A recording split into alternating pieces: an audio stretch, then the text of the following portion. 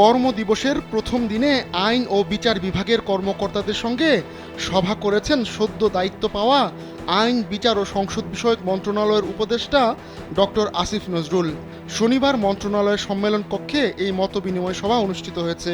সেখানে কর্মকর্তাদের সঙ্গে আলোচনা করে 5টি সিদ্ধান্ত নেওয়া হয়েছে বলে জানা গেছে। সিদ্ধান্তগুলো হলো, জুলাই আগস্টে ছাত্র জনতার গণ আন্দোলন দমন করার জন্য যেসব হত্যাকাণ্ড ঘটেছে সেগুলোর সঙ্গে জড়িতদের দ্রুত বিচারের আওতায় আনার ব্যবস্থা করা হবে।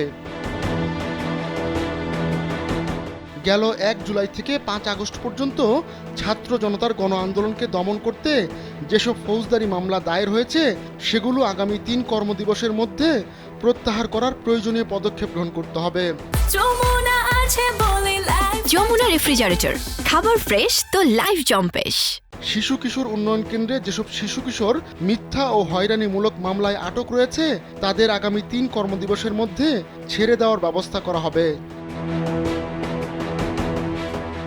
সন্ত্রাস দমন আইন ও সাইবার নিরাপত্তা আইনে দায়েরকৃত মিথ্যা ও হয়রানিমূলক মামলাগুলো দ্রুত প্রত্যাহার করার ব্যবস্থা করা হবে।